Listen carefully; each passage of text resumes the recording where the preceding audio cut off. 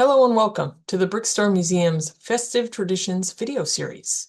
I'm here at the museum, which houses roughly 35,000 pieces of archival material, like the photo right behind me, including letters, diaries, sketches, photos, ledgers, cash books, military documents, deeds, maps, brochures, tourist guides, and everything else in between that I didn't just mention. So it is easy to get lost in the information here. Many of the stories you'll hear in this series originate from those very documents and are now jumping off the page and coming to life with the help of museum reenactors. What started as an in-person tour in 2019 quickly pivoted to a variety of offerings since then, but still carry the same theme. Family, storytelling, culture, and traditions are a part of every one of our lives, especially around the holidays. These local stories from Ireland, Syria, Canada, Scotland, and beyond all center around New Year's, Christmas, Hanukkah, and otherwise traditions from each country that we're going to talk about. The holidays and history are all about sharing and understanding.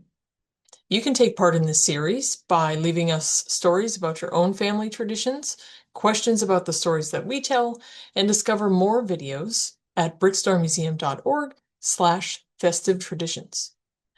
As you travel with us during this series, I hope these stories might inspire you to tell your own. Enjoy the show.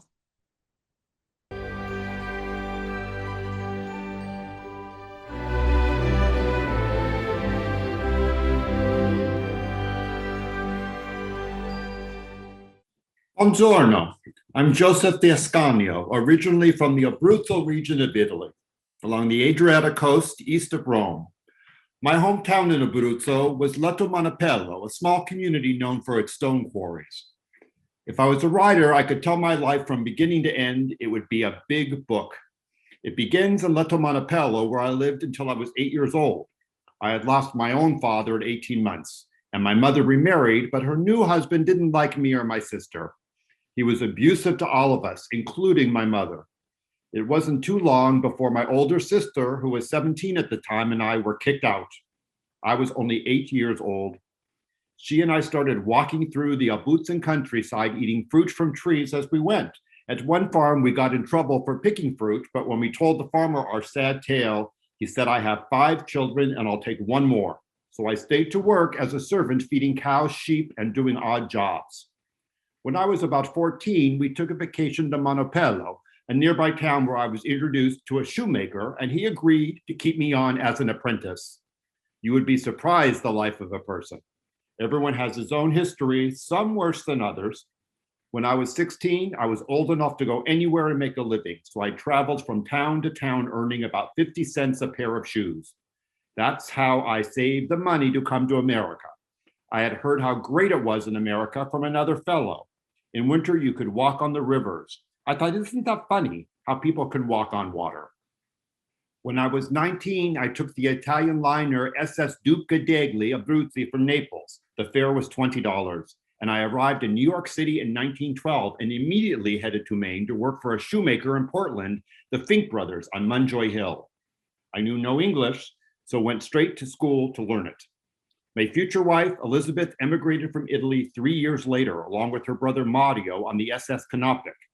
She was originally from Mariano, Italy, a small village in central Italy, not too far from Rome. She arrived in Boston and made her way immediately to Kennebunk. I worked in Portland for several years before moving to Kennebunk.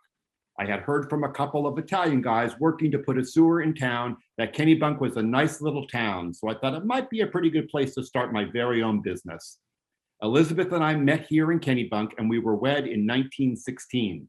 Together, we had 5 children, and I ran my shoe store on Main Street for 54 years. We raised our children, Anthony, Peter, Mary, Josephine, and Paul, in a home we owned on Hovey Street. Holidays on Hovey were great fun, as Elizabeth and I were both from central and southern Italy. We grew up with similar holiday traditions. In Italy, it is more common to say buone feste, happy holidays, because Christmas is not the only holiday celebrated throughout the season. It is a month-long celebration. Officially, celebrations begin on December 8th, the Feast of the Immaculate Conception, and ending with the Epiphany on January 6th. The early part of the season includes the Novena, a series of 9 special church services that conclude on Christmas Eve. There is a saying in Italy, Natane con I tuoi, Pasqua con chi vuoi. That means spend Christmas with your family so you can spend Easter with whomever you want. Thus, the majority of Italy's holiday traditions revolve around family, including extended family. My wife and my sister Rose, who lived up in Portland, would spend much of the holiday season cooking and preparing for the holidays. As we are Roman Catholics, Italians observe a day of abstinence on Christmas Eve, per the Catholic tradition of not eating meat. Thus came about the Feast of the Seven Fishes, a family gathering that is Italy's most well-known tradition for Cena della Viglia, Christmas Eve dinner.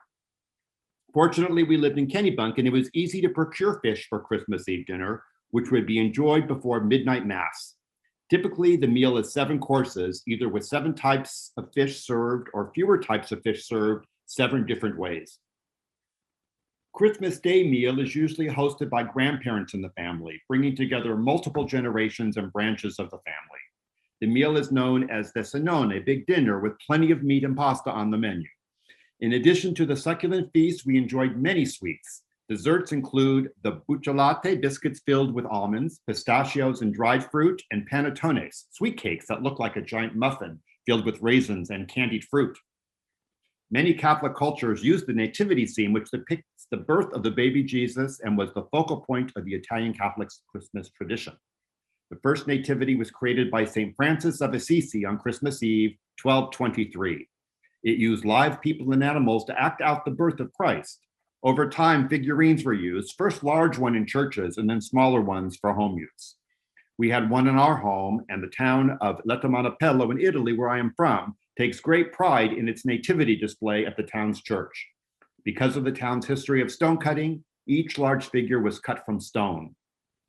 Another Italian tradition, unlike what you see in America, it's not Santa Claus or St. Nicholas that gives out gifts. Gifts are given by La Befana during Epiphany. She is typically depicted as a witch. The story goes that she was outside tidying her yard when the 3 wise men came by. They told her they were en route to visit the newborn Savior and invited her along. She felt that she was too busy to make the journey and declined to join them. When she realized they had met Jesus, she felt terrible and now travels Italy, leaving gifts for children on January 6th. It's a nice tradition that we have carried on with our own children. I wish you all a buone feste and buon anno, or a happy new year.